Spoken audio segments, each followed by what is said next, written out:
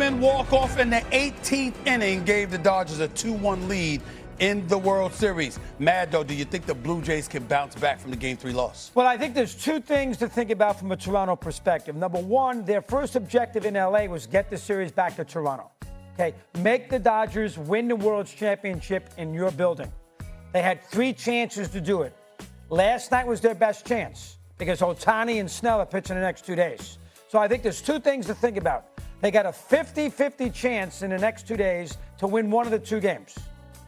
But then to win 2 others after that is asking too much. So I think the first objective, if you're a Blue Jay, Stevie, is to make sure that if the Dodgers do beat us, they do it at the Rogers Center in Toronto. Right. And last night was their chance. They had a 5-4 lead in the 7th inning. Last night was their chance to make sure that could happen. I know last night was their chance. I'm not sure it was their best chance. I think tonight could be their best chance. You're worried about Ohtani. Well, I'm worried about Ohtani. I'm worried about you playing 18 innings. You played 18 innings. You're on base 9 different damn times. You're running the bases. You're having an absolute ball. Don't get me wrong. I understand that. But considering the level of expense that you put on your body, what's the first thing that came out of Ohtani's mouth post-game? I need some sleep. I need something. You're hoping that he's lagging a little bit. You're hoping that he's not as sharp as you expect him to be. Because if you're the Toronto Blue Jays, you could exploit that. You can take advantage of that. That's what I'm saying. And by the way, listen, Snell is absolutely sensational. We get that part. But again, if you get him deep into the pitch count, you never know. Can get him out of there and use the bullpen. That's what you can do. I think the Blue Jays still have a chance. Yeah, I thought the Blue Jays to win the series had to win the game last night. Now, think about the Blue Jays quickly before we run into some other things. On Saturday night, up a game, at home, it's 1-1 in the 6th inning. 7th inning. They win that game, 2-0 up. They got a good chance to win a championship. That's right. Last night, they got a chance to get home field back again. They got a 4-2 lead, and then a 5-4 lead in the bottom of the 7th inning with 1 out. So they've had 2 chances, Stevie. Right, to really put the Dodgers in the squeeze box, and the Dodgers have got out of it back-to-back times. That's true. That would worry me a little bit. That's true, but if you go on 18 innings, you know what? You're taxing, and you made the Dodgers. As a result, Toronto's got to settle the game down, get the game into the mid-innings, deadlock, 1-1, something along those lines. It gives them a chance. You made a good point. Remember Springer. It looks like it's an oblique. He's not going to play. I wouldn't think. Right. That's a big loss. That's a big loss for them, no doubt about it. But also give Toronto credit where credit is due. You go on the road to L.A. after losing Game 2, getting shut down by Yamamoto. And what you do, you put up 5 runs, and you're right in a position. I mean, listen, it took them 18 innings to beat you. And an all-time classic. If I'm Toronto in an all-time classic, I still got a chance. I win tonight, the series is tied. The series is tied. That's how I'm looking at it. That's how I look at it for them. Ohtani worries me, though. Watch him go out there tonight, throw 7 innings. If he does that, he is Babe Ruth. He is Babe Ruth. He is Babe Ruth. Got some football to get back to. The radio. Little ready, Hicks deals. Swing and a high fly ball, center field. Varsho back, near the wall, at the track, gone! Freddie Freeman! A home run to center field. Freeman walks it off in the 18th. Oh, Freddie delivers. 6 hours and 39 minutes later, Freddie Freeman joins Hall of Famer Goose Goslin as the only 2 players in World Series history with multiple walk-off hits. Goose did it in 1934 and 35 with 2 singles. Freeman did it with 2 home runs. Here was the manager, Dave Roberts, after the game. So enjoy the out of it, but we got a game later today. All right? Hey, we got a game later today.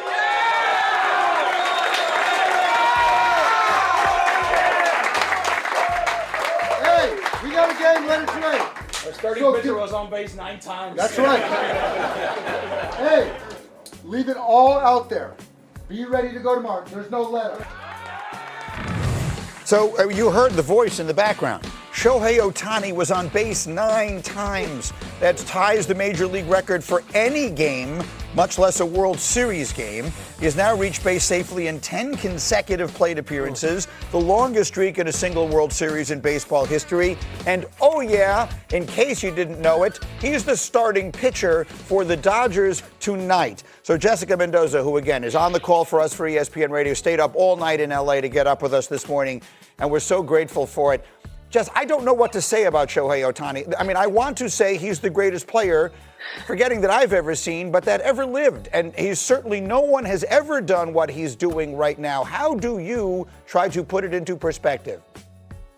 Agree. I mean, if we just look at his, first of all, the individual hitter, Shohei Ohtani, and then the individual pitcher, I mean, this is where it gets amazing. I mean, you just talked about his performance in Game 3, reaching base 9 times. But, I mean, to be there live, see the double, see the home runs, just see the constant slug when, oh, by the way, runs were at a premium. No one was hitting the ball, but there's Shohei Ohtani at the top of this lineup, just showing that he is one of the greatest hitters that we have seen in the postseason, period. And then, oh, by the way, and you saw it, it was such a perfect moment. Dave Roberts talking about, and we got another game later today, and what's Shohei Ohtani doing in the background? He's literally mimicking himself as a pitcher. And if you take Shohei Ohtani, the pitcher, the separate human being, which this is combined in the same person, he's got 19 strikeouts in the last 2 games. You're talking about facing guys like Kyle Schwarber, Bryce Harper, Christian Yelich, and he has absolutely sat them down. You have no business even showing up here in the postseason because how nasty his stuff has been.